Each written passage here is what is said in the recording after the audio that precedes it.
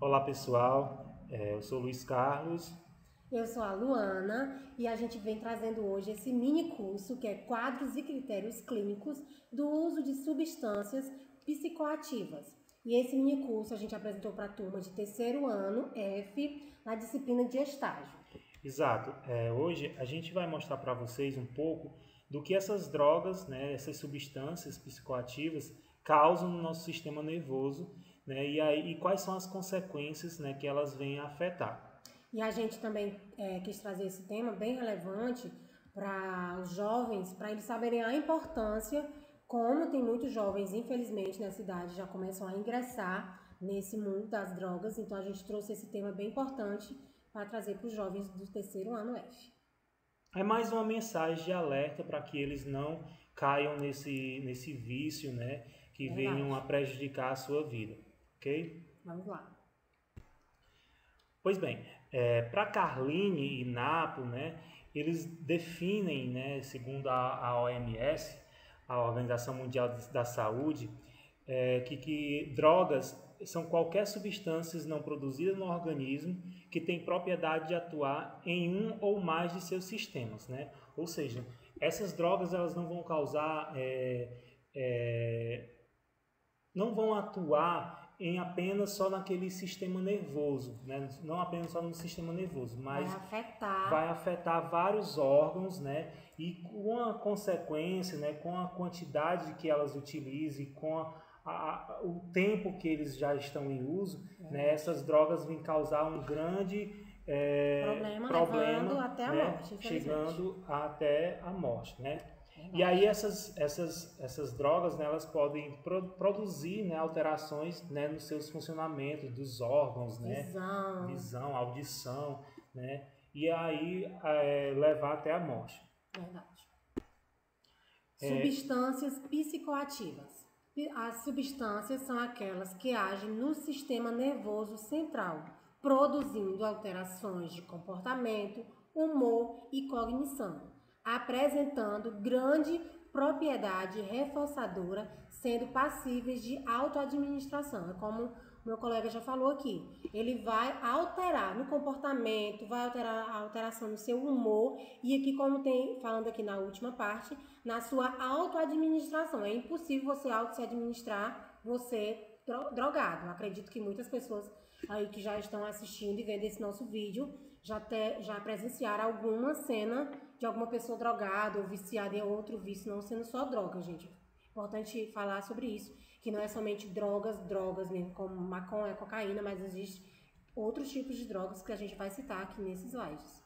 Exato, Ana. E assim, a questão da autoadministração não é só a questão de você estar ali, né, saber, eu só vou usar essa droga tal dia, né? Isso. A gente tem Controle, né? exatamente, Ter o eles não têm controle. um certo controle, né? A partir do momento que você adere essas drogas, né, você acaba que é algo Abrindo involuntário, né, que você vai ali usar, né, sem ter aquele, administração. aquele isso, né? Você não vai conseguir administrar essa quantidade diária. É verdade. Lembrando também que uma puxa a outra, né? E aí vai acontecendo, infelizmente, o vício, que vai ser uma coisa recorrente a isso, porque daqui a pouco você não está mais só viciado no álcool, não está só viciado mais em uma droga, mas em um leque de opções que o mundo oferece. A classificação das substâncias psicoativas, né? Pronto. Elas são classificadas em três. São divididas em No três. nível de três classificações, né? Drogas depressoras, né? Que são as drogas que diminuem a velocidade do funcionamento do cérebro. Drogas perturbadoras são substâncias cujo efeito principal é provocar alterações no funcionamento cerebral. E as drogas estimulantes, né? Que aumentam a atividade cerebral. Que é importante falar que muitas pessoas, muitos jovens, gostam de usar essas drogas estimulantes para viver Aquela vibe mais, isso, aquela né? emoção. Isso. Quando às vezes a gente sempre vai falar em festas que são oferecidas para ter aquela emoção, aquela sensação de alegria. E a gente sabe que infelizmente isso vai prejudicar em certo momento, ali vai vir a prejudicar os nossos órgãos e como vai acontecer um vício também, né? Exato. Pronto. Esse diagrama aqui ele mostra um pouco sobre essas substâncias psicoativas, né? As depressoras, né? Exemplos de drogas depressoras: o álcool, né? Os opioides, né? Os benzodiazepínicos, né? Os inalantes, né? Aí vem os estimulantes, que é a cocaína, anfetaminas e a nicotina. Exato, né? Esse por último, né? A nicotina, né? É um exemplo bastante atual, né? Que é tanto o cigarro, né? O cigarro comum que as pessoas utilizam, né? Que é um exemplo de droga estimulante. E aí também temos as perturbadoras, né? Que é a maconha, o LSD e o êxtase, né? Que são comprimidos, né? Que eles vão causar alucinações, né? A maconha também, né? Devido ao THC, que é uma substância que compõe a cannabis, né? Que ela estimula, né? Ela causa essas ações perturbadoras. Isso Bom? mesmo. Os efeitos de uma droga dependem de 3 elementos. Primeiro, a propriedade farmacológica, né? A pessoa que usa, suas condições físicas e psíquicas, né? Suas expectativas. O ambiente e o contexto do uso dessa droga, tais como as companhias, o lugar de uso e o que representa esse uso socialmente, né? Tudo isso, pessoal, né, todo esse pacote aqui, ele converge para que o usuário se torne dependente dessas drogas, né? Se torne um novo usuário. É verdade. Um exemplo aqui de drogas depressoras, né? A gente tem os benzodiazepínicos, né? Que está lá os diazepams, né? Substâncias que utilizadas para você conseguir dormir, não é isso? Isso mesmo. E aí, Luiz, bem importante falar que essas drogas depressoras, a gente está falando das drogas. E aí a gente citou várias drogas, mas a gente também tem que ficar ciente que todo uso de remédio também se torna vício e é uma droga. Exato. Pode ter outro nome de um remédio e tal, mas todo tipo que já se você se torna um vício é uma droga e isso vai afetar de alguma forma, porque a partir do momento que eu tomo uma droga todo dia para me dormir, aquilo vai se tornar um vício e ela não vai afetar, vai resolver o meu sono no momento, mas vai trazer alguma consequência no futuro. Com certeza. Essas drogas que são utilizadas para tratamento, né, de insônia,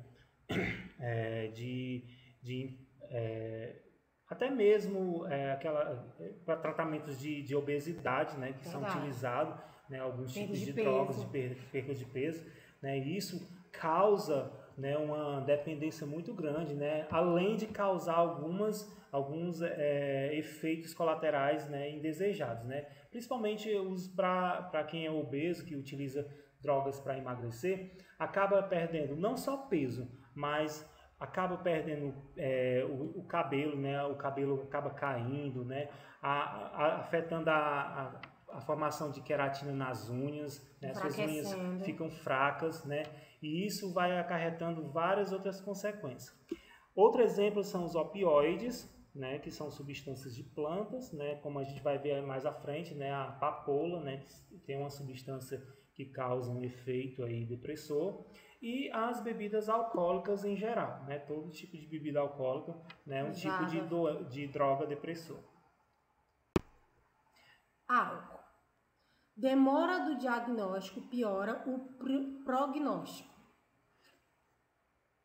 Exato. Essa questão do álcool, né? A demora do diagnóstico e piora do prognóstico, né? A gente nunca vai conseguir dizer que eu sou viciado em álcool. Nunca vai conseguir admitir. Admitir, na verdade, exatamente. Eu nunca vou conseguir admitir, né? Por isso que vou demorar, né, ter um diagnóstico que eu sou alcoólatra e vai piorar o meu prognóstico, né? Vai retardar o meu tratamento. É isso mesmo. Né? E uma coisa que é bem frequente aqui como está falando do álcool, né?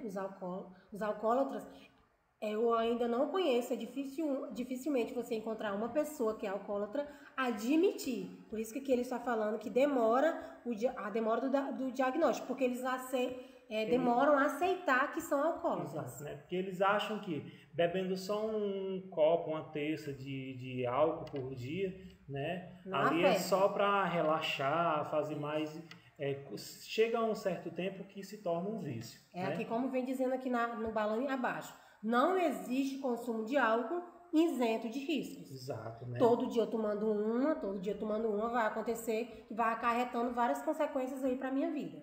Né? O uso nocivo causa dependência, né? Pouco diagnosticados, ou seja, por que aqui é tão pouco diagnosticado o uso de álcool, né? Às vezes a gente só consegue diagnosticar que uma pessoa é alcoólatra por conta de alguma doença tipo a cirrose. Isso. Justamente pelo fato de ser uma droga que as pessoas, né, têm certo receio de dizer que causa dependência, né? Porque usa, porque tá na moda, porque vai deixar relaxado durante um dia, por conta que você passou um dia de trabalho muito estressante, e aí no final do expediente você tomou uma dose. Gente, isso causa sim, né, tem um efeito sim nocivo à saúde, tá bom? Verdade, como ele já disse, não existe uso de álcool isento de risco. E aí, ele também é pouco diagnosticado, por quê? Porque vai usando um dia, vai usando o outro. Na cabeça do alcoólatra, isso não está causando nada, porque é só um dia, uma dose por dia, mas isso mais na frente vai ter consequências. Exato. A prática clínica diária, né, apenas as complicações clínicas do consumo. Né? Assim, essa questão aqui está relacionada mais para quem está em tratamento, né, a prática clínica diária.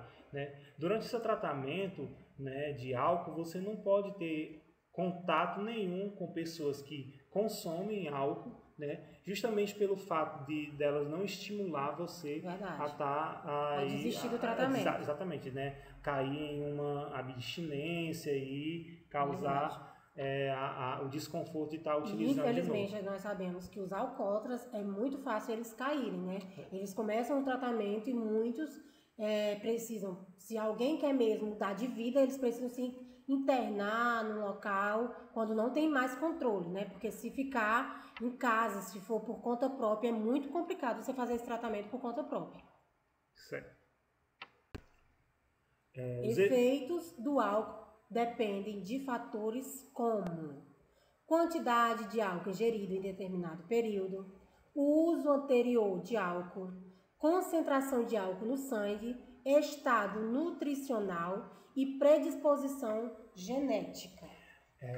Comentando aqui um pouco sobre esse slide, a gente vê que, né, esses efeitos que dependem, né, que o álcool depende, né, a questão da quantidade de álcool ingerida em determinado período. Né, se você utiliza álcool todo dia em excesso, né, isso vai causar uma dependência, né, futuramente. Você não vai chegar a um certo tempo que, se você tomar uma garrafa de álcool, né, não vai mais fazer efeito, porque o seu organismo já está acostumado com aquela quantidade, né? Aqui falando dos casos, a gente percebe que isso é em todos os tipos de droga, né? Porque se eu tomo um remédio para dor de cabeça, se eu tomo ele com muita frequência, vai chegar um dia que ele não vai mais servir, vai ter que mudar. É como se causasse uma certa resistência, né? Aquela quantidade, ficasse imune, né? Exato, ficasse imune àquela quantidade. Isso. Então você necessita tomar mais para se saciar, satisfazer, né? Exato. Né? O uso anterior de álcool, né? Se você está fazendo um tratamento, né? Já está ali na reabilitação. E aí, se você teve um histórico muito forte relacionado à quantidade de álcool que você tomava, vai se tornar mais difícil. Por quê? Porque você vai ter uma recaída maior, você vai ter uma abstinência maior, né? E isso vai precisar que você comece a utilizar medicamentos mais fortes para fazer que você seja tratado, né, desse vício. A concentração de álcool no sangue, né? Para você estar limpo de álcool, você, dependendo da quantidade que você utilize, que você ingira, né, por dia, precisa de uma grande reidratação, né? Você precisa se reidratar bastante, tomar bastante água para diminuir aquela quantidade, né? Aquela concentração de água no sangue, né? E quem bebe, né, em excesso acaba esquecendo de comer. Verdade. Né? Então, só bebe e não come. Então, assim, o estado nutricional também da pessoa afeta bastante, né? As pessoas que consomem álcool em excesso acabam esquecendo de se alimentar bem e aí ficam desnutridos, e né? aí também, começa a emagrecer. Por isso também que vai recorrer vários tipos de doença, né? Porque vai junto o álcool, aí junto a desnutrição, junta vários fatores aí para acabar que aconteça que a pessoa não tem mais condições, sempre é fraco e não por isso também que a gente sempre vê, às vezes, as pessoas na rua também, né? Que às vezes só enche a barriga de bebida e acontece que não come, né? E por isso vai acontecendo a desnutrição dessas pessoas. E por último, né, essa predisposição genética, né, e vai causar consequências aí no seu desenvolvimento, né, das suas células, né? Você vai envelhecer mais rápido, né? As suas células não vão conseguir se agrupar, seu corpo não vai ter as vitaminas necessárias. Exato, para produzir mais células e aí aquela questão toda de genética sua, né, vai ficar afetada por conta do álcool. Bom? E aqui essa tabelinha aqui é só para mostrar um pouco sobre a quantidade, né, que equivale a cada dose de álcool, né? Uma dose padrão equivale a, né, o volume e tipo de bebida, né? Se a gente observar aqui, 400 ml de pinga, uísque ou vodka, 40 ml, desculpa, ela apresenta 40% de álcool, né? A graduação alcoólica de 40 ml é a mesma quantidade, né? Já é bastante. Né? No nosso corpo, né? E só 40 ml, sempre não fica só nos 40 ml, né? Exato. Se você consumir 80 ml, já dobra, 80, já vai para 80 e assim sucessivamente. Né? 140 ml de vinho na mesa, né? Equivale aí 12% de álcool, né, no seu organismo. 340 ml, né, uma latinha de cerveja ou um chopp, né? Tem uma quantidade mínima de álcool? Tem. Porém, se concentrar em várias latinhas, né, em várias torres de chopp, né, vai se concentrar aí vai se juntar aí nesses 5% com mais 5, com mais 5 e aí chega a uma grande porcentagem, né? Verdade. Essa outra figura aqui, ela dá uma projeção sobre os padrões de consumo, né? O consumo o usuário social, esse do quadrinho abaixo, né? Que tem bem menos problema. E menos dependência. E aí aqui ele vai subindo para o usuário problema, né? Que ele já começa a ter um pouco de problema. Ter mais problemas e menos dependência. Isso. E aí chega aí um certo tempo que você vai ser totalmente dependente, né? Você vai ter mais problemas e mais dependência, e aí essa dependência, né, ela tem que ser corrigida clinicamente, né? Isso. Ela acaba que você vai parar para pensar e parar de beber e se cuidar, ou você vai morrer. É verdade. Vai afetar, e aí não vai ter mais nem condições de se recuperar, né? Exato. Porque já está tudo acabado. Vai desencadear aí várias doenças, né? E a cirrose é uma das mais... Infelizmente. Que é uma das que mais afetam, né? Quem é alcoólatra. E a gente sabe que a maioria, né, dos alcoólatras morrem com cirrose. Não é só a cirrose. Quando você vai vamos dizer, na declaração de óbito, não é só a cirrose, né? Ela vai desencadear várias outras doenças, o álcool. Não morreu de cirrose. O que acontece é que os órgãos vão parar e vai aí desencadear vários outros problemas que o álcool vai trazendo, porque infelizmente ele vai matando suas células boas, né? Enquanto você pode querendo tratar aí para sair da dependência, mas aí o tratamento às vezes também é muito forte e vai acabando matando as outras células boas, e aí vai acabar que não só vai morrer de cirrose, e infelizmente vai desencadear outras doenças. Exato. Essa pirâmide, ela dá também uma projeção relacionada da dependência até a abstinência do álcool, né? Se a gente começar aqui de baixo para cima, a gente vai ver que a gente tem a abstinência, o uso experimental, o uso esporádico, né? O uso frequente, pesado, né? E o abuso até a dependência. Se a gente observar que ela começa totalmente branca, né? Ali você não tem nenhum tipo de consumo de álcool, né? Verdade.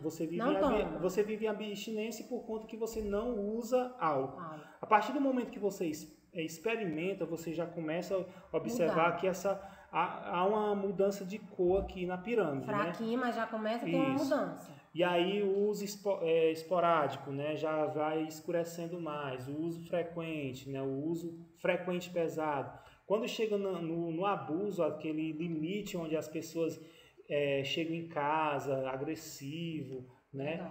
Já abusaram totalmente do álcool, já né? tem consumido bastante álcool, né? E isso, com frequência, né? Exatamente. São consequências que vai desencadear, né? Já chegar à dependência ali, que todo dia ele tem que beber, porque se ele não beber, ele não vai conseguir sobreviver, segundo eles mesmos falam, né? E isso são problemas gravíssimos, tá bom? Nós sabemos que isso aqui não é só no álcool, a gente sabe que a gente está dando um exemplo aqui, que a gente está usando álcool, mas tipo, vamos falar assim do café, né? Pessoas que estão viciadas em café, no dia que não toma, acontece a dor de cabeça, acontece... Porque na cabeça deles, eles acreditam que isso vai acontecer. E do mesmo jeito é o viciado em álcool, né? Que se não tomar... E outras drogas, né? A gente né? fala geral. assim, tem gente que toma todo dia Coca-Cola, precisa tomar Coca-Cola. Né? No dia que não toma... fica com mau humor e tem que tomar. Né? Tem que tomar. No final do dia, né? Acaba que compra. Exato. E aí, o dinheiro que era para ser outra coisa, e isso vai ser realmente uma dependência e uma droga que você, em vez de usar o dinheiro para outra coisa... Exatamente. Então, assim, essa pirâmide ela é legal porque, assim, ela não fica presa só ao álcool, né? É em todo tipo de droga, em qualquer coisa que você... Qualquer coisa que você precise e se sinta dependente daquilo, né? Dependente. As complicações clínicas do consumo do álcool, né? Temos efeitos que eles podem ser agudos e imediatos e o crônico, né? Os crônicos, consumo repetitivo e prolongado, né? Aqui a gente observa duas figurinhas, né? Duas figuras que a gente pode ver aqui. Representa bastante bem, né? Que é o de imediato, ele está aqui todo feliz da vida, que foi já o efeito, já foi de imediato. Isso. E aqui no crônico, né, a gente já pode ver aí, ó, que é um consumo repetitivo e prolongado, porque eu acredito que se fosse de imediato, ele já não estaria nessa situação, já ficaria tão bêbado, né, para chegar a esse ponto, esse ponto. E aí eu acho que causou aí tipo uma depressão, né, alguma coisa como do a gente viu no início. Exato. Que causa esse tipo de sensações, né, depressivas, tristezas. Exatamente. E aqui nessa tabela tem os níveis de álcool no sangue. E aqui vai falar sobre o baixo, o médio e o alto.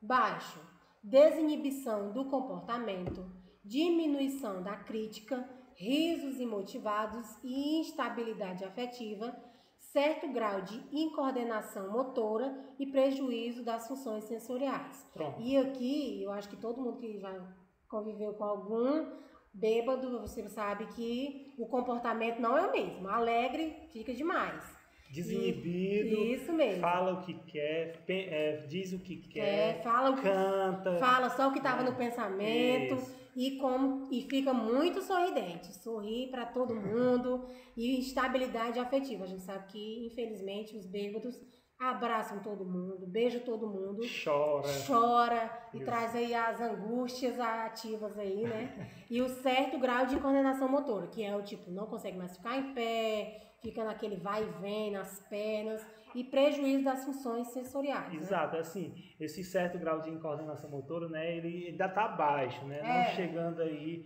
comprometer ainda. Lembrando que é um nível baixo, né? Exatamente. Lembrando aí que não tem prejudicado o seu nível total ainda, né? Ainda Já o nível médio, pessoal, né, causa taxia, né, que prejudica o equilíbrio e a coordenação motora, que é aqui que já começa a deixar aquele desequilíbrio bem afetado mesmo, e já pendendo para um lado, querendo cair.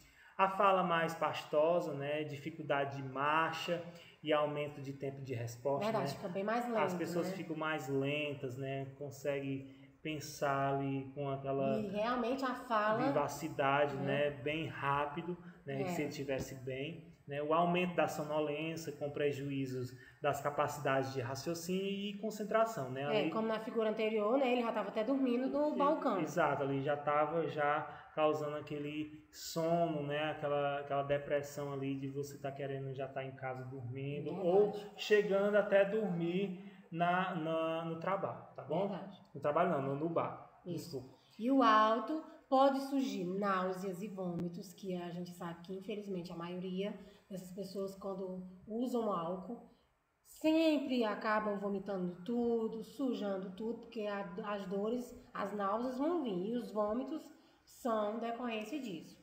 E diplopia, que é a visão dupla, que a gente sabe que já está vendo duas coisas ali, que não sabe mais, pisa num canto e acha que está pisando em outro.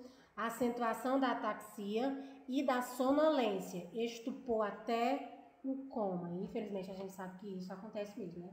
Que as pessoas bebem tanto que às vezes já ficam em coma. Não é o coma propriamente de estar num hospital, mas aquele coma ali fica fora de ar. Que fica fora, que você pode mexer, que ela não vai conseguir. Dar um desmaio assim, né? Exatamente. Por isso que é usado coma. Podendo ocorrer também hipotermia, né, diminuição da temperatura corporal e morte por parada respiratória, né? Porque já acontece aqui no estupor aqui do coma, né? Que já dá tipo um desmaio e aí acontece que a parada respiratória. Exato.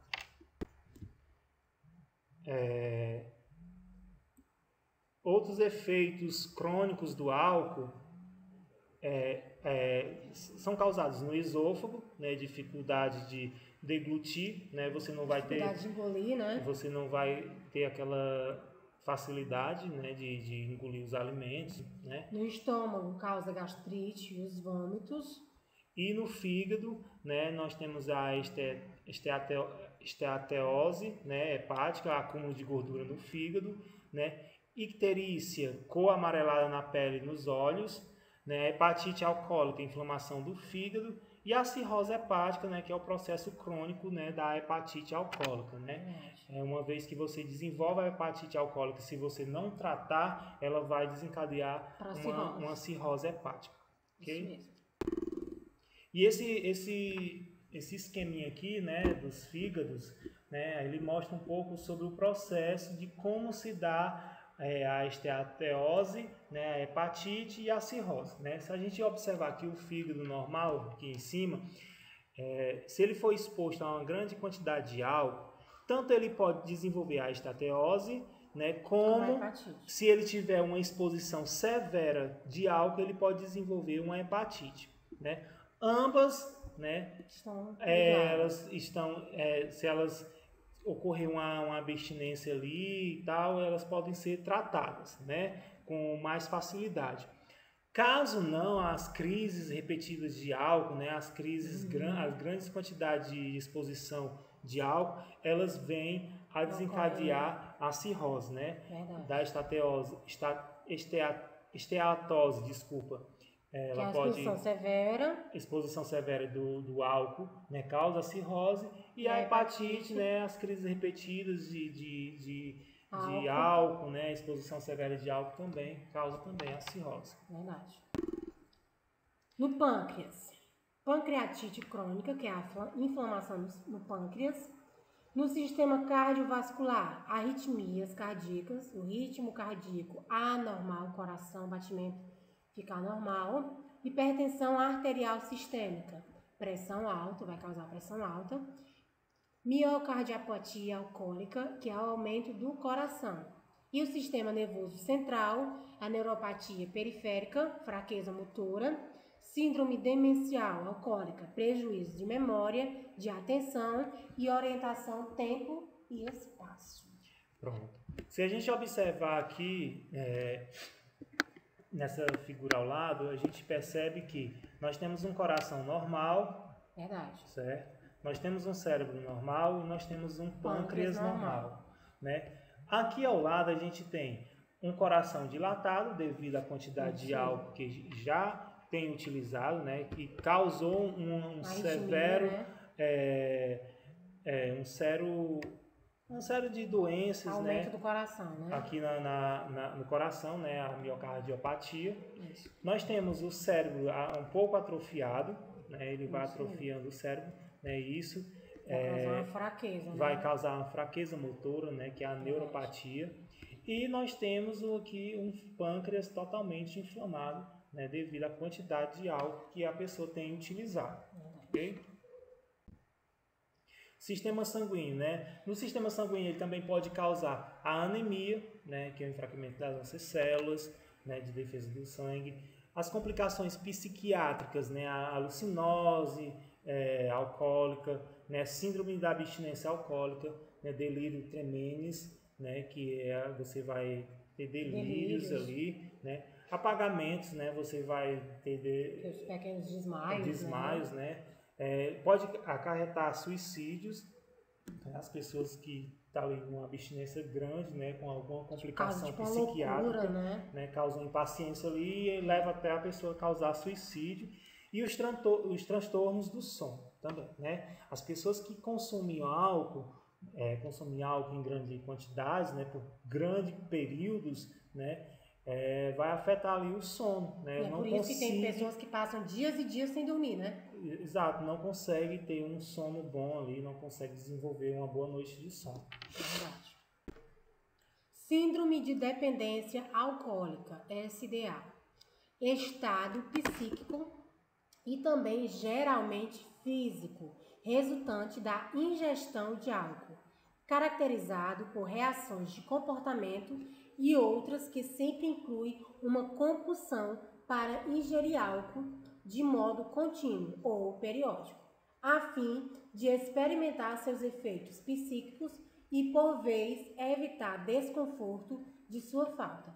A tolerância mesmo podendo ou não estar presente, OMS 2001. É como a gente já falou, né, gente? O que vai causar os efeitos psíquicos, por vezes vai evitar o desconforto na sua falta, que aí vai querer sempre estar ingerindo, e quando não ingerir, vai acontecer o desconforto, e a tolerância mesmo podendo estar presente. Clinicamente, a SDA é baseada em 7 sinais e sintomas, né? O primeiro, o estreitamento do repertório de beber, né? Beber todos os dias e ou faz uso padrão, né? Estereotipado, né? Relevância da bebida, né? Prioridade ao ato de beber ao longo do dia, né? Você desenvolve essa certa frequência, essa relevância. Desenvolve essa prioridade, né? Tem que beber. Todo dia. Aumento da tolerância ao álcool, né? Aumento da dose para obter o mesmo efeito ou capacidade de executar tarefas mesmo com altas concentrações sanguíneas de álcool, né? É como se você só conseguisse fazer aquele trabalho se você tivesse sob efeito de álcool. Sintomas repetidos de abstinência, né? Síndrome da abstinência do álcool, sensação subjetiva de necessidade de beber, existe uma pressão subjetiva para beber, isto é, buscar alívio dos sintomas da abstinência, né? Fissura, né? A pessoa está na abstinência, né? Alguns dias sem beber, e aí vai causar com que, vai fazer alívio, com que, aliviar, né? Vai desenvolver um desejo de beber para aliviar a abstinência, né? Isso não justifica, né? Verdade.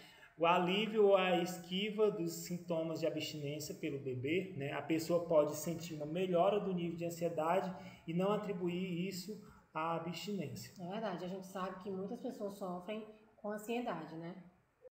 E o sétimo, né, é a reinstalação da síndrome após a abstinência, né? Após o período de abstinência, que pode ser de dias ou meses, né? Assim que a pessoa volta a beber, passa um curto espaço de tempo a beber no mesmo padrão de dependência antigo, né? Ou seja, né, depois que você tem passado por esse processo de abstinência, né, você, às vezes, quando você tem essa recaída, você consome até o dobro a mais do que você bebia antes. Síndrome da abstinência do álcool, né, a SAA. Sinais e sintomas que aparecem quando as pessoas que bebem excessivamente diminuem ou param de beber. São classificados em 2 níveis, leve e moderado, nível 1, e o grave, que é o nível 2. O nível 1, né, leve a moderado, né, tem os seguintes sintomas, né? Leve agitação psicomotora, tremores finos de extremidades, sudorese discreta e facial, episódios de cefaleia, náuseas sem vômitos, sensibilidade visual. Contato com o profissional de saúde está íntegro, né, orientado, o juízo crítico da realidade está mantido, a ansiedade leve. A convivência está regular ou boa com familiares ou amigos, porque infelizmente afeta toda a família, senão afeta somente o usuário, né? Não é só o usuário que está ali se acabando. Infelizmente acarreta ali uma tristeza ali, não só na vida dele, mas também familiar, né? Em todos que estão em sua volta e que gostam do usuário, né? Atividade produtiva ainda vem sendo desenvolvida, a rede social ainda é considerada existente, sem complicações e ou comorbidades clínicas e ou psiquiátricas graves detectadas ao exame geral. Exato.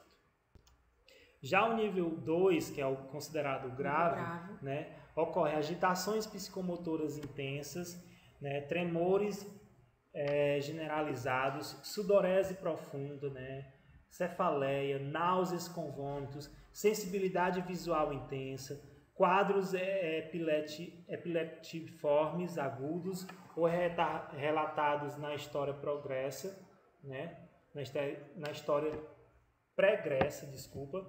Contato com o profissional de saúde está prejudicado, né, desorientado. O juízo crítico da realidade está comprometido. A ansiedade intensa refere história de violência. O pensamento está descontínuo, rápido, de conteúdo desagradável e delirante, alucinações auditivas, táteis ou visuais. Táteis ou visuais. Gente, nesse processo aqui, né, nesse nível grave, né, as pessoas já começam a ficar mais agressivas. Elas têm uma certa dificuldade de aceitar que aquilo está lhe afetando, né? Que ele é um alcoólatra que precisa de tratamento, mas ele tem uma certa dificuldade de aceitar, né? Estando nesse período aqui do SAI. É verdade. E também eles não querem aceitar que eles só estão naquela situação decorrente do álcool. Eles querem colocar 1000 desculpas menos no álcool, né? E também causa dificuldade no relacionamento com os familiares ou amigos, sem desenvolver qualquer atividade produtiva. A rede social de apoio é inexistente ou restrita. Não existe familiar que seja responsável pelo seu tratamento domiciliar. E infelizmente a gente sabe que a maioria dos casos também, tipo de violência doméstica, decorre de vícios, de drogas, ou é droga como maconha, cocaína, ou então álcool mesmo, decorre a violência. E muitas das vezes é como eles nem sabem, o juízo crítico deles já está tão avançado que eles nem sabem mais o que estão fazendo. É errado, mas muitas das vezes eles fazem sem nem estar sabendo o que eles estão fazendo, né? Infelizmente. Exato. Com complicações ou comorbidades clínicas ou psiquiátricas graves, detectar o exame geral. Ok. Agora vamos falar um pouco sobre os opioides, né? Os opioides, pessoal, eles incluem drogas naturais, né, derivadas da papoula do Oriente, né, a Papaver somniferum, né? São plantas que podem ser sintéticas ou são drogas que podem ser sintéticas ou semissintéticas, né? As sintéticas, né, elas que são fabricadas em laboratórios, e as semissintéticas extraídas da planta mesmo, né? Elas têm ações mais específicas, né, como a analgesia e inibição do reflexo da tosse, né? As drogas mais conhecidas são a morfina e a heroína e a codeína, além de substâncias sintetizadas em laboratórios. Ou seja, as mais conhecidas que a gente já conhece são a morfina e a heroína, né, e a codeína, né, que infelizmente ocorre uma circulação maior. Verdade. Mas além dessas três, né, existem outras substâncias sintetizadas em laboratório que se tornam mais fortes, né, que são mais fortes, mais graves. A classificação geral dos opiáceos, né, são naturais, né, o ópio, a morfina, a codeína, né, os semissintéticos, a heroína, né, e os sintéticos, a metadona, né.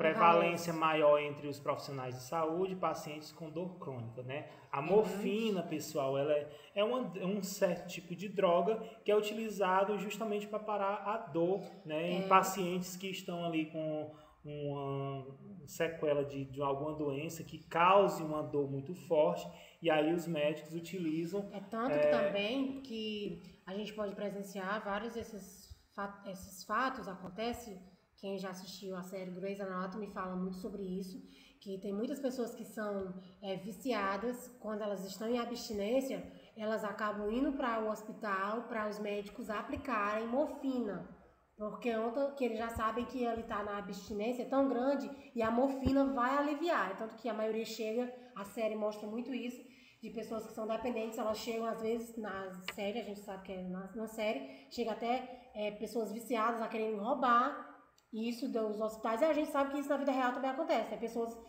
roubarem de farmácia, de hospitais, medicamentos para aliviar aquela dor, porque a morfina vai aliviar, né? Isso. Os efeitos dos opioides, né? Opioides. Contração pupilar importante, né? A pupila puntiforme, né? Ela contrai. Isso mesmo, foi bem contraído. Visão borrada, né? Você não tem uma certa dificuldade, né? De enxergar. Diminuição da motilidade, né? O trato gastrointestinal, você vai ter uma certa dificuldade de digerir os alimentos. Efeito sedativo, né? Prejudica a concentração, né? Você vai estar ali tão sedado, sedado que você não vai ter aquele momento ali para pensar, né, para se concentrar, né, e o tupor e sonolência, né, você vai sentir uma pessoa, né, totalmente ali dopada. Até porque já está sedado, né, e aí vai ocorrer que é impossível você tomar um sedativo e não sentir sono. Sono, exato. A abstinência dos opioides, né, causa náuseas, cólicas intestinais, lacrimejamento, né, piloeração, que é arrepios, podendo durar até 12 horas, até 12 dias, desculpa. Então, por isso que é tão complicado eles ficarem em abstinência, né? Exato, né, uma abstinência, e essa abstinência pode causar sérios danos, Luana, por conta que demora bastante, Não né? é somente isso, né? Pode durar até 12 dias, mas dependendo da quantidade que essa pessoa utiliza, né? Isso mesmo. Corrimento nasal, né, cãibras, né, vômitos e diarreia, né, alto poder de dependência, né, os opioides têm um alto poder de dependência pelo fato, né, de causar essas sensações aí, né, graves, né. Aí existe algumas fases, né, de uso, né, dos opioides, né, a antecipatória, né, de abstinência, né, desses usos. Né?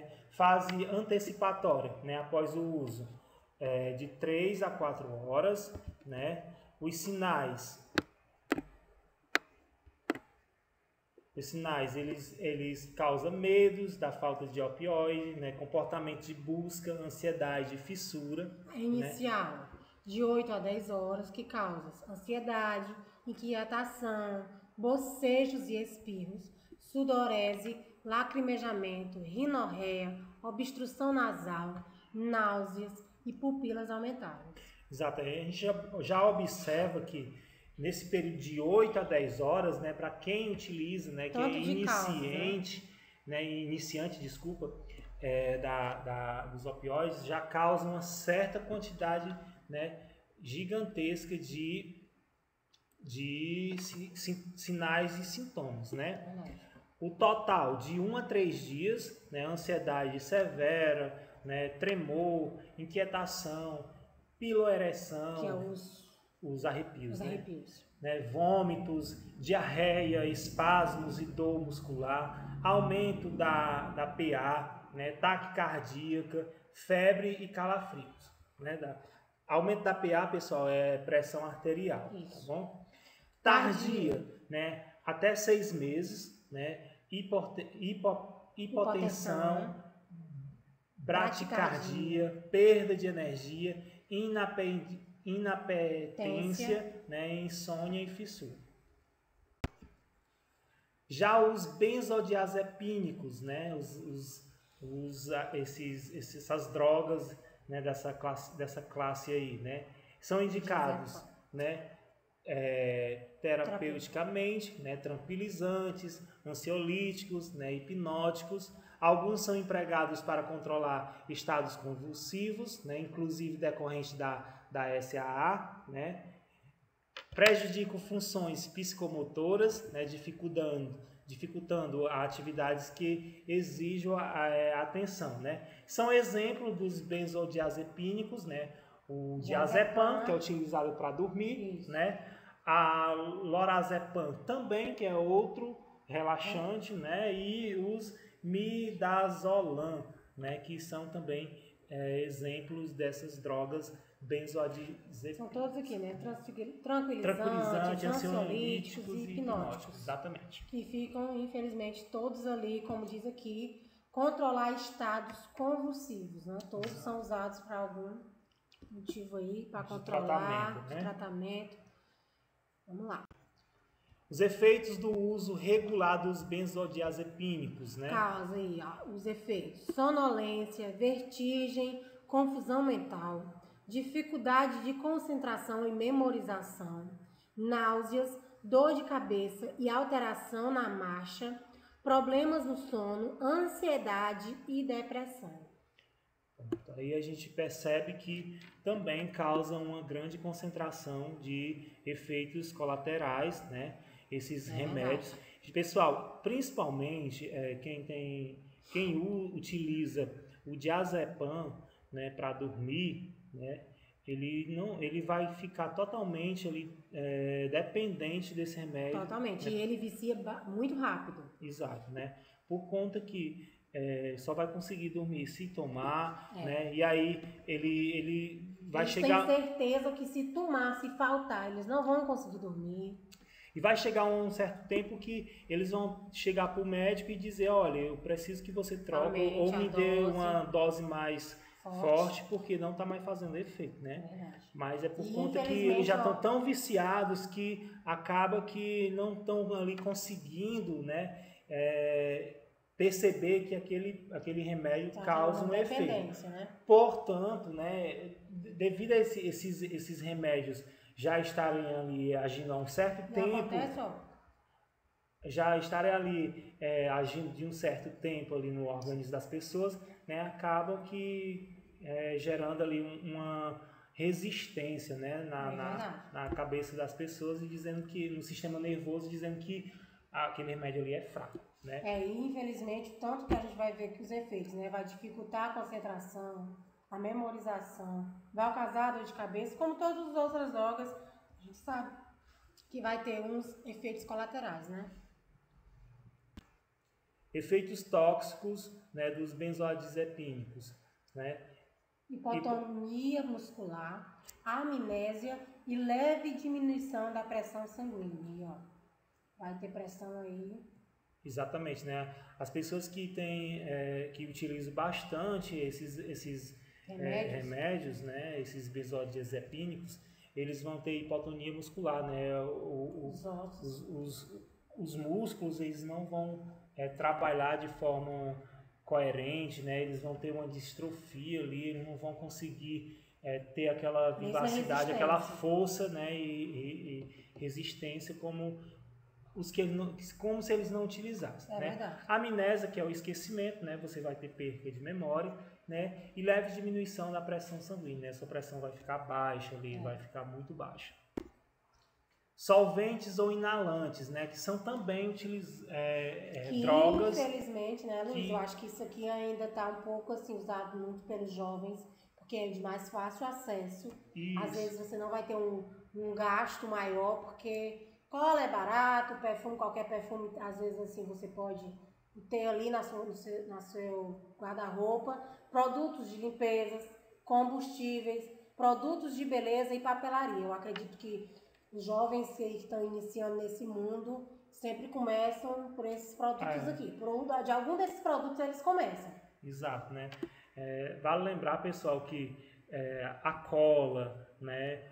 Lança-perfume. Esse lança-perfume aqui já é bastante proibido, né? A venda, a circulação desses lança-perfume. Eu acredito que praticamente pouco seja fabricado, né? Mas ainda existe. né? Produtos de beleza e papelaria, quase todo mundo tem acesso, né? O combustível, né? Gasolina, o diesel, também é utilizado, né? Como produtos para você conseguir ali se drogar, né? Fazem parte da composição de vários produtos, né? De uso doméstico ou industrial, né? Efeitos agudos dos inalantes, né? Dependente da dose inalada, né? Depende da dose inalada. Primeira fase, excitação. Sintomas de euforia, excitação, tontura, perturbações auditivas e visuais. Efeitos indesejados, náuseas, espirros, tosses, salivação, fotofobia e vermelhidão da face, né? Isso é o primeiro efeito agudo que causa a primeira fase, né, dos inalantes. É a primeira fase, né? Isso. A segunda fase, né, causa depressão inicial do sistema nervoso central. Isso. Confusão mental, desorientação, visão embaçada, podem surgir cefaleia e palidez, né? Isso é causado na segunda fase. Na terceira, depressão média do sistema nervoso central. Redução, né,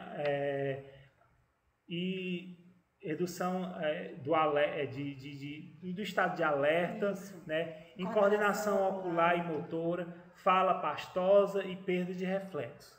Já a quarta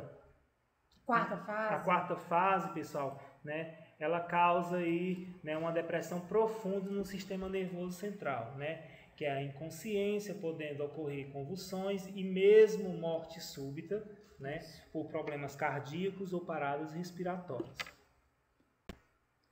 Efeitos crônicos dos inalantes. Os sintomas decorrentes dessa ação do local dos inalantes. Rinite crônica, epistaxe recorrente, halitose, ulcerações nasais e bucais, conjuntivite e bronquite. Pronto. Né, esses sintomas aí decorrentes da inalação dos inalantes, né, causam essa rinite crônica, né? Você vai desenvolver ali a inflamação dos seus... eu esqueci o nome agora, mas eu vou explicar. Causa uma inflamação no interior aqui das suas vias nasais. Vias aéreas. Isso. E aí vai fazer com que você tenha essa epistase, né? E começa a ficar até roxa, né? Causa até sangramentos, chegando a causar sangramentos. Porque rinite muito forte, você ali espirra muito, limpa muito e acaba que o nariz não resiste. E aí acontece mais sangramentos frequentes, né? Lembrei, ó, pessoal.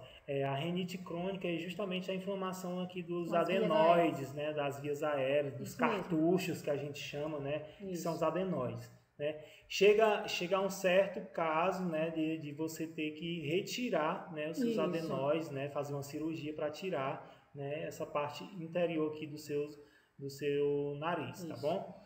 A halitose, né, ulcerações nasais e bucais, né, são inflamações, sangramentos, né, aftas que nascem ali vias aéreas, né? nas suas mucosas, né? E conjuntivite e bronquite, né? Conjuntivite a gente sabe que é também bronquite, é porque tudo está na mesma via aérea, ligado, nariz, boca e olho, e aí vai ocorrer que já pode ser que você esteja fazendo só ali, inalando pelo seu nariz, mas está afetando os seus olhos, né? Sua boca, exatamente. Né? Os sintomas decorrentes da ação do sistema nervoso central, né? A anorexia, né? A magreza extrema, irritabilidade, né? Você pode desenvolver alguma alergia, alguma irritabilidade, né? Depressão, agressividade, você se fica totalmente agressivo, né? Paranoico, você desenvolve sintomas de alucinações, né? Paranoia, né? Neuropatia periférica, ok? Drogas perturbadoras, né? Aí a gente tem um exemplo do LSD e da maconha, né? A maconha provoca fenômenos psíquicos do tipo delírios e alucinações. Os efeitos da droga dependem da quantidade absorvida, do tipo de preparação, a via de administração, a sensibilidade da pessoa e o estado de espírito no momento do uso, né? Tudo isso, pessoal, é provocado pelos efeitos, né, da maconha, né? Os efeitos alucinógenos da maconha. Complicações clínicas do consumo da maconha. Aqui a gente tem os efeitos psíquicos e os efeitos físicos. Os efeitos psíquicos, o agudo e o crônico. E o físico, agudo, crônico. Exato. Vamos explicar melhor aqui quais são esses efeitos físicos, né, considerados agudos, né? O agudo, a hiperemia conjuntival, olhos avermelhados, midríase, dilatação das pupilas, secura na boca e aumento do apetite e taquicardia. Tudo isso, pessoal, são sintomas bem... Os efeitos psíquicos, né, considerados agudos, podem estar acompanhados de bem-estar, redução do processo de informação, angústia, né, atordoamento, ansiedade, medo de perder autocontrole, né, tremores, sudorese, né, delírios e alucinações. O crônico interfere na capacidade de aprendizado, memorização e síndrome amotivacional, que a gente até falou antes, né, que o aprendizado é a memorização, porque infelizmente essas drogas vão afetar, né, capacidade de aprendizagem, vai afetar a nossa memorização, que vai causar o esquecimento e automaticamente vai dificultar a memorização, né? Isso. Essa síndrome a motivacional, né, está relacionada mesmo, né, à questão motivacional sua, né? Você acaba se tornando uma pessoa ali triste, né, desenvolvendo aquele estado emocional ali de tristeza, né? Você se afasta ali das pessoas pelo fato de você estar ali mais na sua. Verdade. Grupo com maior risco para a apresentação de efeitos adversos. Como a gente já falou desde o início, adolescentes com história de baixo rendimento escolar que começaram a usar maconha no início da sua puberdade apresentam maior risco de usar outras drogas ilícitas ou de se tornarem dependentes da maconha. Isso, pessoal. Isso aqui foi um estudo, né, que fizeram em 98.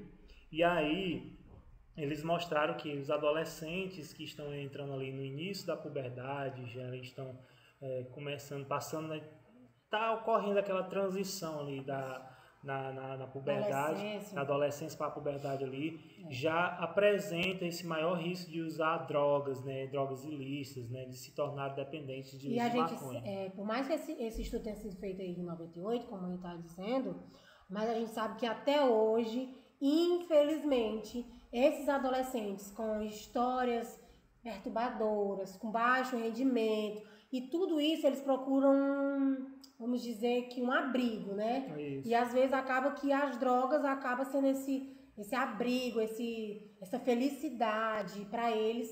Se eles às vezes estão tristes, eles procuram alguma coisa para ali depender, para trazer a alegria para a vida deles, né? Embora que seja ali momentâneo, que a gente mas sabe ali que é tipo um refúgio para aquelas situações que eles estão vivendo, né? Indivíduos com asma, bronquite, enfisema, esquizofrenia e dependência de álcool ou de outras drogas cujas doenças podem ser exacerbadas pelo uso da maconha. Pronto, pessoal. Isso aqui também ele mostra que alguns tipos de doenças, né, de acordo com alguns sites, alguns estudos, né, medicinais, mostram que a maconha, o uso da maconha pode ser utilizado para tratamento de alguns tipos de doenças, né, por exemplo, a asma, bronquite, né, etc. Porém, não é tão comprovado, né? E também se for um uso exagerado. Exato. E isso pode até causar uma certa dependência, né? E isso não só vai ajudar para tratar, porque não é algo ali cientificamente comprovado, mas que vai desencadear ali uma série de dependência, né? Se você estiver pensando em curar sua asma com um chazinho da maconha, com alguma coisa do tipo, pelo contrário, né, pode causar uma consequência maior, né, que você desconheça e causar uma dependência, né, Como toda outra droga. do álcool, né, e de outras drogas, né? E para mulheres, né, que continuam a usar a maconha durante a gravidez, elas podem aumentar o risco de dar à luz com um bebê com baixo peso. Pronto. Esse outro fator aí, pessoal, né, está Como todo outro tipo de droga, né? A gente Isso. sabe que acaba afetando a vida do bebê. Exatamente. Mulheres que utilizam drogas durante o estado de gravidez, desculpa, né, podem fazer com que a criança nasça prematura, né, nasça antes do tempo. Verdade. Cannabis e psicose, né? A cannabis, pessoal, para quem não sabe, é o nome científico da maconha, certo? Nos últimos 30 anos, diversos estudos têm estabelecido uma relação de causa e efeito, sendo que o uso da maconha pode desencadear sintomas psicóticos. Esses sintomas podem variar em intensidade e duração de acordo com os fatores como vulnerabilidade do indivíduo, idade de início de abuso, né, e quantidade e tipo de droga consumida. Isso, pessoal, é bastante relevante porque não é só esses sintomas, né, que pode variar, mas existem vários outros sintomas, né, que possam causar esses sintomas psicóticos, né, que a maconha, né, pode desencadear. Abstinência da cannabis, né? Uma alteração comportamental mal adaptativa quando a concentração da maconha no sangue e tecidos declina em um indivíduo que manteve o uso prolongado, né? O uso crônico da maconha apresenta sinais de abstinência após a interrupção da administração da substância, tais como agressividade, bruxismo, anorexia e irritabilidade. Como todas as outras drogas, né? Quando fica em abstinência, a gente sabe que vai ter causas, vai ter irritação, vai ter agressividade, porque a abstinência vai causar neles uma raiva, a irritação, como aqui já está dizendo, né? Vai causar um tipo de irritação, infelizmente, por conta da abstinência dessa droga. Isso, pessoal. E também a questão da anorexia, né? Que é aquela magreza, né? Decorrente pelo fato da má alimentação, né? Ou se você não consome uma quantidade suficiente de alimento, você vai desencadear. Acontece que você usa mais a droga do que você se alimenta, né? Isso. E aí causa essa anorexia, né? Você vai ser uma pessoa bastante magra. E o bruxismo, que está relacionado, né, às condições de apertar os dentes, né? Ou cerrar a mandíbula em acesso. Você ficar ali com aquele ringir dos dentes, né, com frequência. Dietilamida do ácido lisérgico, que é o LSD, né? Que é uma tradução, né? O LSD é uma tradução de dietilamida do ácido lisérgico, né? Ele causa um efeito artificialmente, é uma das mais potentes com ação psicotrópica, né? Os efeitos dele são bastante, digamos assim, alucinógenos, né? Depende da sensibilidade da pessoa ao uso da droga, o estado de espírito no momento do uso, do ambiente onde se dá o uso, né? É bastante comum aos jovens que utilizam essas drogas, né, nas festinhas, né, nas baladas, né, justamente para ali ativar, né, o seu estado de espírito bem elétrico. Né? Efeito físico do LSD. Vamos lá, os efeitos. Causa dilatação das pupilas, aceleração do pulso, fusão dos sentidos, causa sonolência, tremores, perda de apetite, por isso vai acontecer, né? Tá magro, porque acontece a perda de apetite. Boca seca, distorções perceptivas, perdas da discriminação do tempo e espaço. E os efeitos psicológicos, alucinações visuais ou auditivas, com sensações agradáveis ou de terror, estados de exaltação. Com muito tempo de uso, a sensação de ansiedade causa sensação de ansiedade intensa, depressão e quadros psicóticos. Isso, pessoal, né? São muitos os efeitos, tanto os físicos como os psicológicos, né, que o LSD causa, né, para quem consome, né? O estado físico é aquele imediato ali, né, a dilatação das pupilas, né, a aceleração do pulso, né, dos batimentos cardíacos, e aí eu acho que em todas as outras drogas que a gente viu, todos causam, a maioria, causa essa perda de apetite, ou então causa lá a magreza lá. A anorexia. Anorexia, causa sonolência, né, a maioria. Também, ó, causa depressão, ansiedade, eu acho que as mais frequentes aqui é ansiedade e depressão. Isso.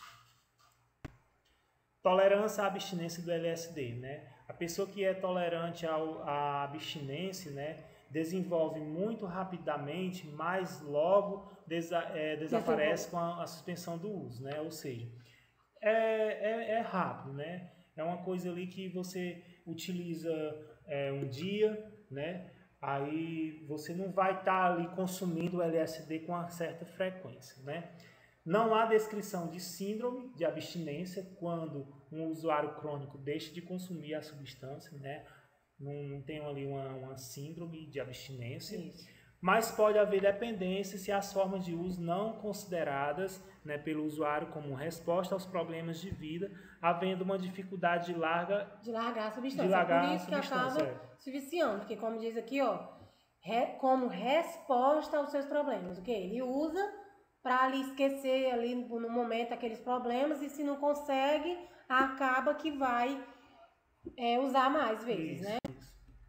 Aí aqui a gente vê um exemplo de drogas estimulantes, né? Temos vários aí, né? A cocaína, né? O cigarro, né? O crack, né? Eu acho que um dos mais nocivos, né? É o crack, né? Que acaba rapidamente também, né? Os remédios controlados, né? E aí temos inúmeros. Cocaína e crack. O que é a cocaína? A cocaína é uma substância que estimula fortemente o sistema nervoso central e é extraída de uma planta, né, que é a folha da coca, né? Para quem não sabe, pessoal, a nível de curiosidade, a Coca-Cola ela é feita a partir da folha de uma planta que é chamada de coca, né? E aí é por isso que muita gente é viciado em Coca-Cola. Por quê? Porque essa planta que é feita a Coca-Cola, né, tem essa substância, né, de viciar, né, de causar o vício, né? E aqui a gente tem exemplos, né? A gente pode observar aqui a latinha da Coca-Cola, né? E o cachimbo de que é utilizada a cocaína, né? E aí tem uns outros aí que a gente não sabe o nome, desconhece. Das folhas de coca ao crack e ao cloridato de cocaína, né? As folhas de coca, né? Eritroxilon coca, que é o nome científico, né? A maceração, né? E tratamento químico com solventes pesados e ácidos de pureza, né? 0,5% a 2% de cocaína nas folhas podem ser mascadas, né? Isso são as folhas de coca, né? São as substâncias presentes na folha de coca, né, in natura, né? Para a produção do crack, subproduto da cocaína, né, natureza básica, pode ser fumado. A pasta de coca tratada com solventes de ácido clorídrico, né, pureza de 20% a 85% de sulfato de cocaína. Percebam que essa pureza aqui já foi totalmente adicionada de outras substâncias. E já está, né, aqui com grau a porcentagem já está altíssima. Já um grau altíssimo, você observa que a pasta da folha, porque a folha só tem até 2, aqui já vai estar 85%. Por quê? Porque já tem inúmeras substâncias, Luana, solventes, né, né, como ele falou aí. Muitas substâncias misturadas, né? Isso. E aí a merla, né, subproduto da cocaína, natureza básica, pode ser fumada, né? A gente vê aí que tanto o crack como a pasta de coca pode ser fumada também, né? E a merla são subprodutos que são feitos a partir da folha de coca, né? E chegamos, por último, ao cloridato de cocaína, né? Produto final, né? Do refino, que é o pó, né? A pureza de 30 a 90% de cloridato de cocaína pode ser cheirada ou injetada, dissolvida com água, né? É comum eles cheirarem, né? Exatamente. É bastante comum, né, em festa o pessoal cheirar, né, a cocaína, né, até mesmo injetar. Até mesmo pela facilidade, como né, de injetar a droga. Cocaína crack. O crack é a cocaína fumada e é obtido pelo aquecimento de cocaína misturada a água e bicarbonato de sódio. O resultado dessa mistura solidifica-se na temperatura ambiente, formando pedras de formatos irregulares.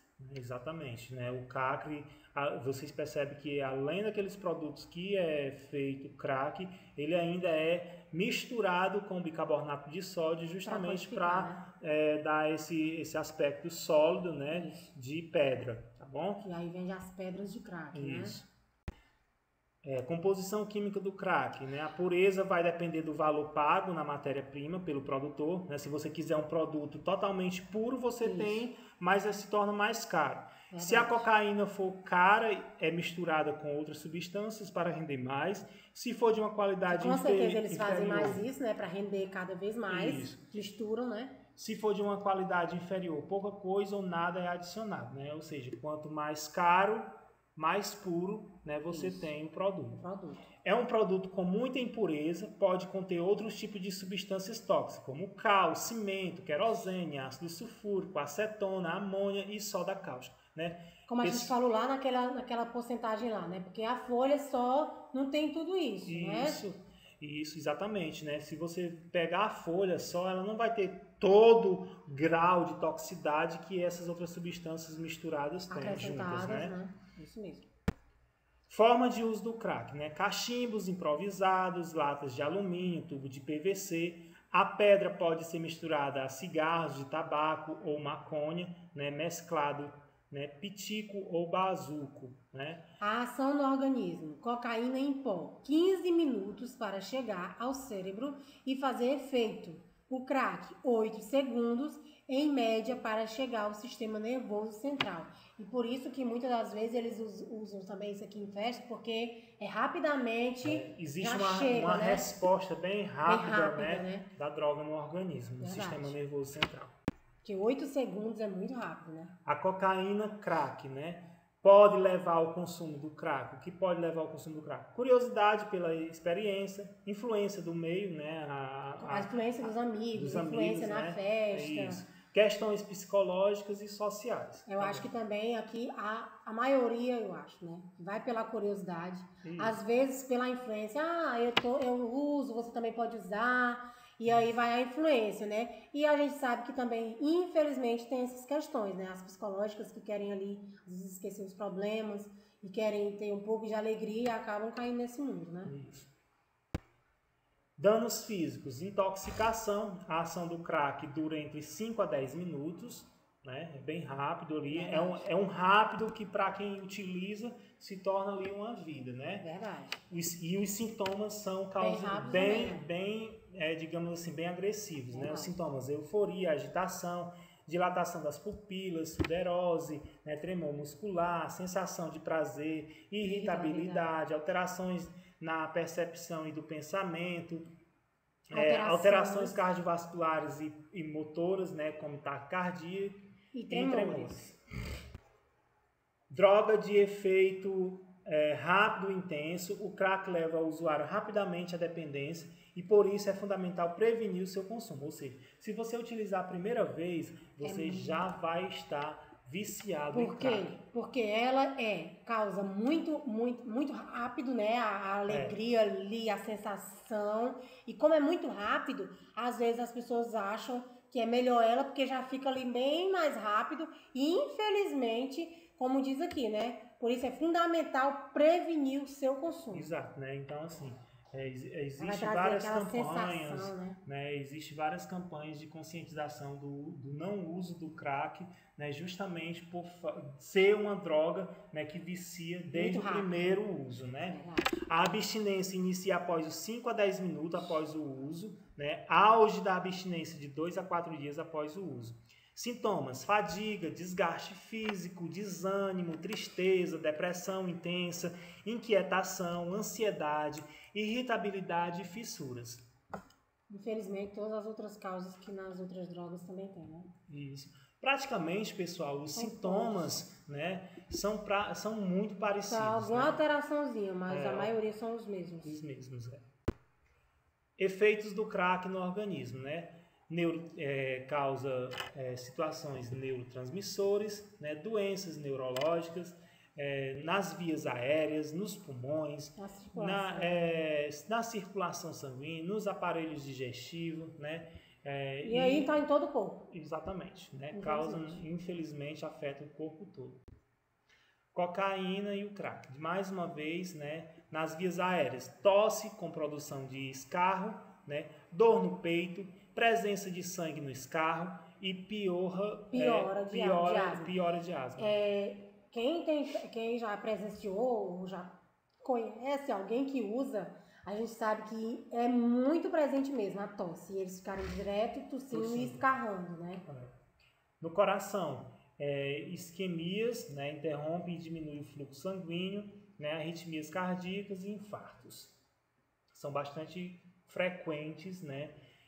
Quem utiliza o crack versus isso, ter essa arritmia cardíaca, principalmente a arritmia cardíaca, por acelerar os batimentos, né, cardíacos. Sistema nervoso central, dor de cabeça, tonteiras, atrofia cerebral, convulsões, acidente vascular cerebral, que é o AVC. E os danos psíquicos, né, prejuízo nas habilidades cognitivas. Sinais de dependência. Vamos lá, gente. Quais são os sinais para a gente já evitar a dependência, né? Vamos ver os sinais aqui. Como saber se uma pessoa próxima está usando crack? Mudanças evidentes de hábitos, comportamentos e aparência física. Redução drástica do apetite, um mês de uso contínuo, pode emagrecer. Olha aí, 10 quilos. Como é rápido. Um mês, isso aí, emagrece já 10 quilos. Fraqueza, desnutrição e aparência de cansaço físico. Não sei se você, quem conhece já vê que há os olhos, o abatimento, aquele direto parece que você está com sono, um cansaço, né, na vista. Pronto, a gente vai ver algumas imagens daqui a pouco, né, de quem utiliza o crack, né, como são esses sintomas, né, esses sinais de dependência. Pronto, como o prometido está aqui, né, os sinais de dependência do crack. Magreza, né, a perda de peso rápida é causada pela falta de apetite, provocada pelo uso do crack. Em um mês, o usuário pode perder até 10 quilos em um cenário de consumo intenso da droga. Né? Queimaduras, né, bolhas no rosto, né, nas mãos, sinais do contato com a queima da droga para o posterior consumo. Né? Se a gente observar aqui nas mãos, né, tem queimaduras na região da boca. Né? Insônia, né? A dependência impede muitas vezes o usuário que se lembre de dormir, já que o consumo da pedra pode quase interrupto em muitos casos, né? A pessoa não vai estar ali com aquela vontade de dormir, né? Por isso que fica ali, agitado, né? Fica ali com uma aparência já bem cansada, né? E a falta de atenção, que é a dificuldade de concentração em tarefas cotidianas simples ou que exigem raciocínio, costuma atingir usuários com frequência. Exato, né? As pessoas ali não vai ter uma atenção ali ativa, né? Sempre vai estar mais atrás ali por conta... Vai estar um pouco lento, exato, né? Por conta do efeito da droga. Alucinações, paranoias e ansiedades, né? A instabilidade emocional é a consequência do desequilíbrio mental intensificado por psiquiatras, identificado por psiquiatras e psicólogos que atuam no tratamento de usuários, né? Gente, quem utiliza, né, o crack, né, geralmente quem já utiliza há certo tempo vai ter sim essas alucinações, né, essas paranoias, essa ansiedade, não consegue ficar parado, né? Não vai conseguir controlar o seu corpo, né? Porque, infelizmente, a droga já está controlando. Já está controlando. Crack e TSD. DST, desculpa. Né? As alterações de comportamento ocasionadas pelo consumo estão associadas diretamente à infecção pelo vírus do HIV. Né? Comportamento de risco, número elevado de parceiros sexuais, uso irregular de contraceptivos, troca de sexo por droga ou dinheiro, vulnerabilidade social. Gente, isso é fato. A gente pode observar isso muito quando a gente assiste muitas reportagens sobre lá na Cracolândia, né? Como você vê lá mulheres com menino, que é cheia de menino e é grávida. E infelizmente acontece essa troca de sexo por droga ou dinheiro. Infelizmente vai acarretando em vários problemas, né? Porque as crianças já são criadas ali naquele mundo e aí às vezes já começa a vender, são levadas a esse mundo, infelizmente. E quando a gente relaciona o crack a uma DST, né? Pelo fato deles estarem ali, um exemplo da Cracolândia, né? Pelo fato deles estarem ali em aglomeração, né? Em contato uns com os outros, né? E às vezes sem tomar banho, vários dias, né? Ali aquele contato, né? Tanto sexual como pela saliva, né? Por algum tipo de irritação na pele que cause sangramento. Né? Isso causa uma certa vulnerabilidade pelo fato das pessoas estarem ali expostas naquele local, né? Com uma certa frequência. Né? E o número de parceiros sexuais. Né? Como você está drogado, você não tem um controle do seu corpo ali, né? 100%. Né? Você acaba fazendo o sexo sem proteção e isso... Né, você não tem um certo acompanhamento médico e isso vai fazer com que as DSTs cheguem até você, né, até uma infecção pelo vírus do HIV. Verdade. Sendo que não é só o HIV, né, as DSTs. As DSTs. Pode desenvolver várias outras DSTs. Né? Exatamente. Crack e gravidez, que é muito comum, né, gente, infelizmente. Risco de deslocamento prematuro de placenta. Aborto espontâneo, redução da oxigenação uterina, reduz a velocidade do crescimento fetal, risco de malformação congênita, maior risco de morte súbita na infância, alterações do comportamento e atraso do desenvolvimento infantil. A gente sabe, gente, que infelizmente tem muitas crianças que nascem aí com algum distúrbio, nascem aí com as alterações de comportamento alterados, acontece aí a má formação congênita, né? Porque o crack na gravidez acontece esse rumo aí de coisa aí que infelizmente está exposto porque a mãe é usuária do crack, né? Exato, pessoal. E só lembrando aí, ó, que o crack passa pelo leite materno, né? Ou seja, tudo que sua mãe consome... Se continuar consumindo, né? Tudo que a mãe consome, né? Vai diretamente para a formação do leite materno. Se ela utiliza crack, é lógico que o crack vai estar presente lá nas substâncias do leite materno. A gente sabe que, tipo, a mãe come uma comida que não vai fazer bem para o bebê sente cólica, sente dor de barriga. Por quê? Porque está diretamente ligado ao leite materno, né? Anfetamina, isso mesmo. Substância sintética que aumenta a liberação e o prolongamento da atuação da dopamina e noradrenalina. Destaca-se o uso como moderadores do apetite. Exemplos das anfetamínicas: Venproporex, Manzidol, Anfepramona e metanfetamina. Isso, pessoal, olha só. A anfetamina, né, são substâncias sintéticas, como o Luana já falou, e ela causa uma liberação dos neurotransmissores, né, uma liberação e um prolongamento dos neurotransmissores. Né? A dopamina está relacionada diretamente ao prazer, a noradrenalina, né, a questão do alerta, né? E isso, pessoal, é destacado pelo uso moderado, né? Né?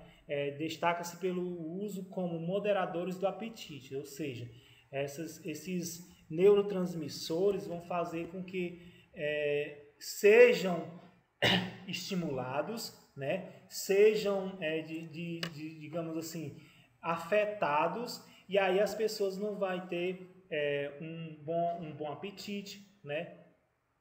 Eles vão desencadear outros exemplos de anfetamínicas, né, como os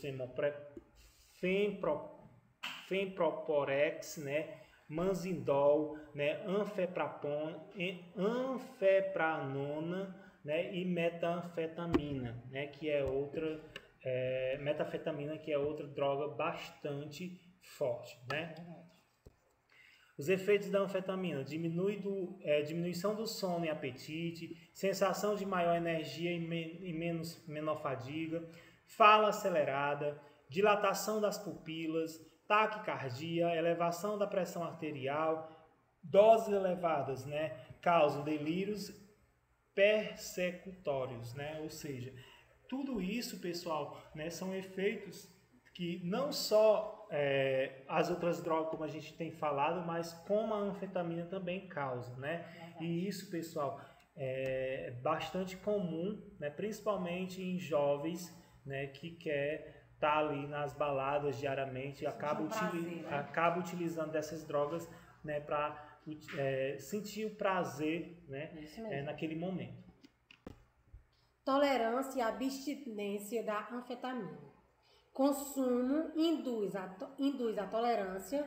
São frequentes os sintomas de depressão, falta de energia, desânimo e perda de motivação. Como a gente já falou, né, gente? Infelizmente, são frequentes em todas as outras drogas, a maioria.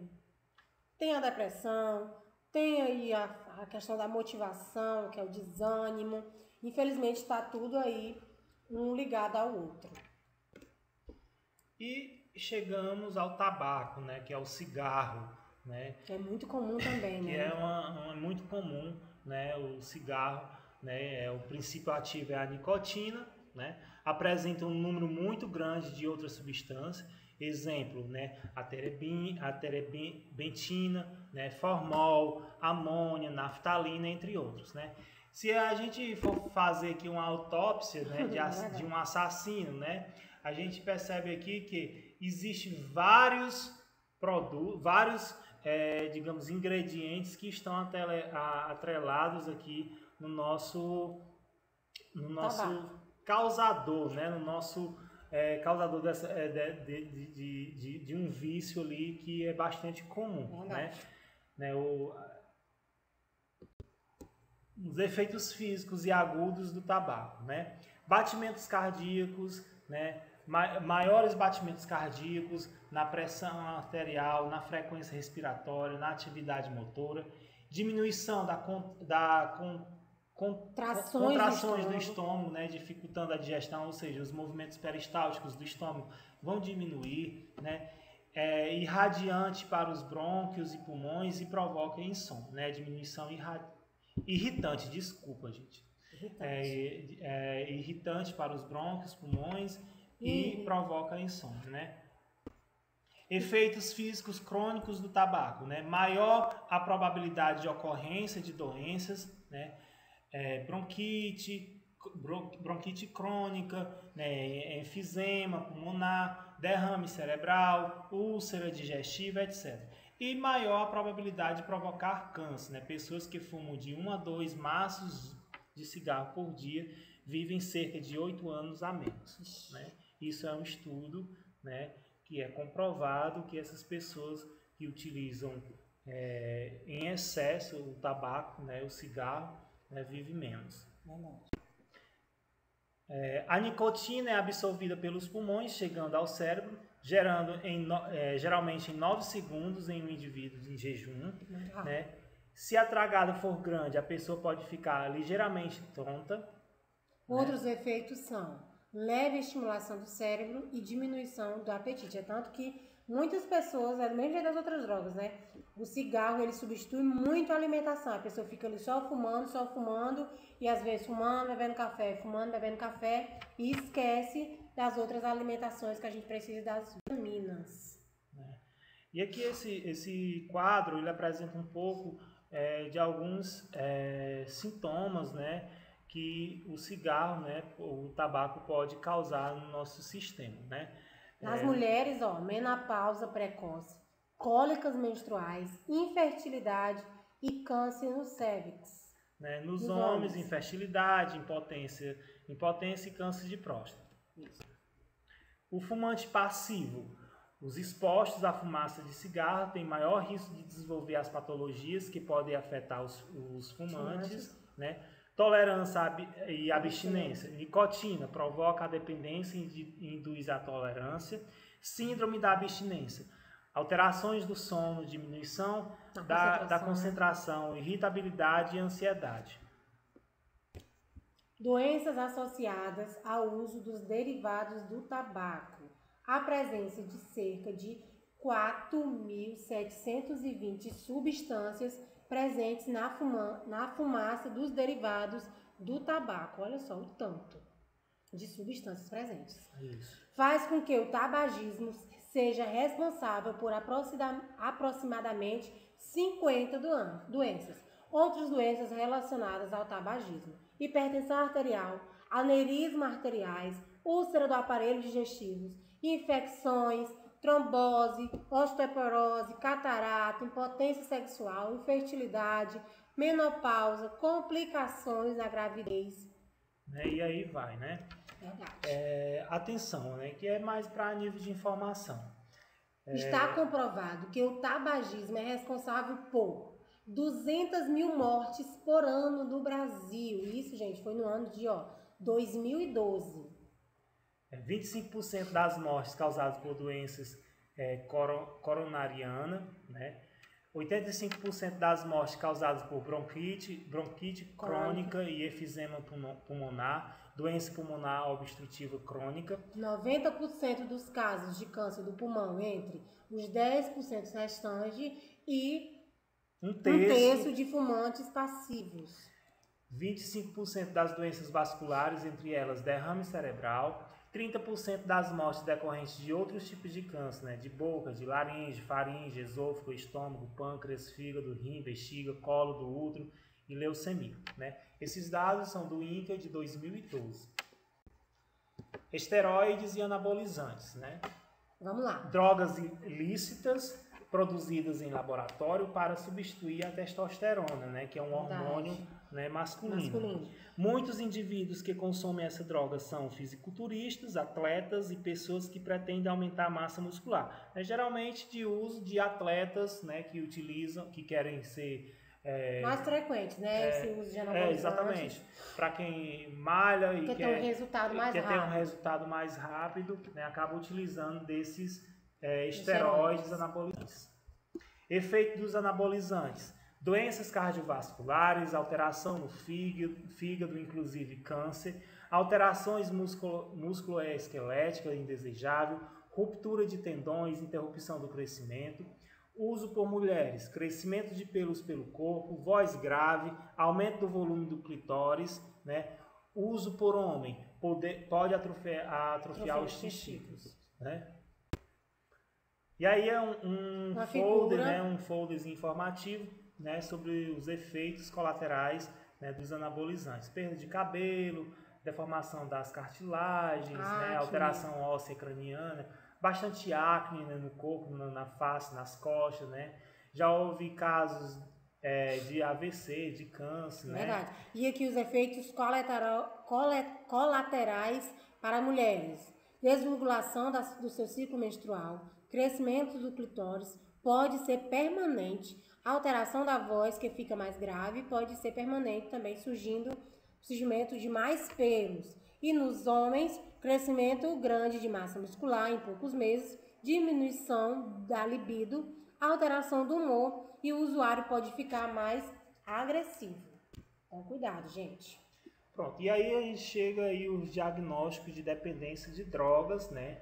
Que é as principais ferramentas, né? O CID-10 e o DSM-4, né? Que eu vou explicar mais à frente o que é essas siglas, né? No decorrer da apresentação. O conceito, né? Um diagnóstico é aquilo que pertence ou que se refere à diagnose, né? Esse termo, por sua vez, refere-se à ação e o efeito de diagnosticar recolher e analisar dados para avaliar problemas de diversa natureza. Como a gente está analisando dados, né, de quem usa a droga, né, a gente vai fazer uma comparação desse diagnóstico.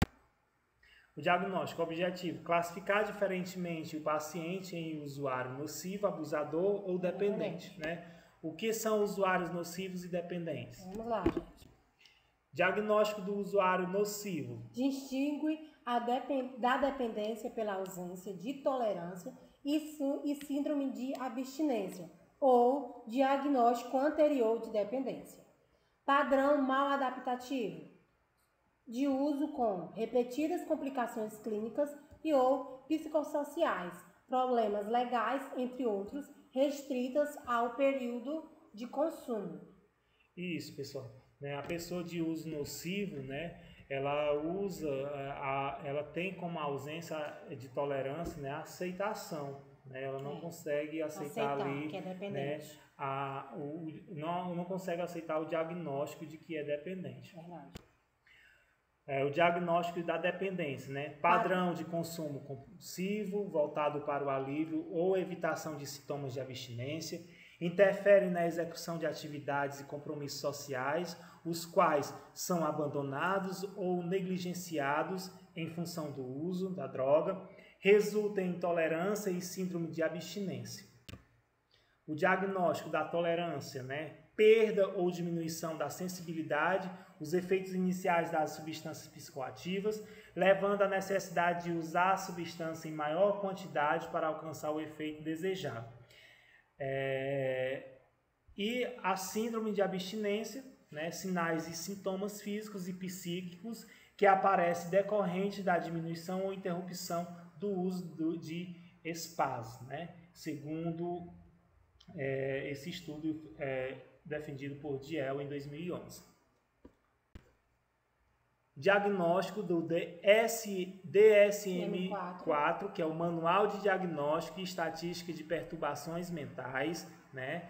E o CID, Classificação Internacional de Doenças, da OMS, né? Organização Mundial da Saúde. E eles baseiam-se nos conceitos de síndrome de dependência para desenvolver os critérios de uso nocivo e dependência de drogas. Exato. E aqui a gente tem um folder, né, que ele mostra, né, o CID-10, né, a classificação dos transtornos mentais e de comportamentos da CID-10, né, organização, né, a OMS, objetivo destinado ao uso clínico, educacional e assistencial geral, tipo de classificação categorial, que divide os transtornos mentais em tipos com base nos conjuntos de critérios com características que os definem, e o Ministério da Saúde, né, que dá os diagnósticos e efeitos nessa área que deve utilizar o CID-10. Aqui é um outro folder relacionado ao Manual de Diagnóstico e Estatístico de Transtornos Mentais, DSM-4, né, que também tem como organização American Psychiatric Association, né, o APA. O objetivo: oferecer um manual útil à prática clínica, né, um acompanhamento clínico de quem sofre por esses transtornos, né, um foco mantido sobre suas finalidades clínicas de pesquisa e educacionais, é apoiado por uma ampla base empírica, né. Tipo de classificação categorial, que divide os transtornos mentais em tipos com base nos conjuntos de critérios com características que os definem. Né? São só folders a nível de informação sobre bem informativos, né? E bem resumidos. Exato, né? Da DSM-4 e do CID-10. O diagnóstico, né? A avaliação inicial mais os critérios de diagnóstico para o uso nocivo, dependência, são resultantes, né? São iguais ao usuário, pode estar em uso sem apresentar problemas, apresentando problemas e apresentando a dependência. Né? Isso são um prognóstico do nosso diagnóstico, né? De como é feito o diagnóstico. Verdade. Diagnóstico. Sem apresentar problemas, porém, Esse aqui é aquela tabelinha anterior, sem apresentar problemas. Porém, deve saber que não existe uso seguro de espaço. Né? Apresentando problemas sem dependência necessário, reduzido o consumo e se torna-se responsável pela mudança. Né? Apresentando dependência, realizar a investigação mais profunda, foco na tolerância e síndrome de abstinência. Estabelecido o diagnóstico do paciente, é necessário informá-lo o resultado, envolvê-lo no planejamento do seu cuidado. Gente, tem que estar ciente do que está acontecendo. O paciente tem que ter um acompanhamento ciente de como está sendo a progressão, né, do seu tratamento, planejamento, né? Também, e como está né? sendo esse planejamento, exatamente.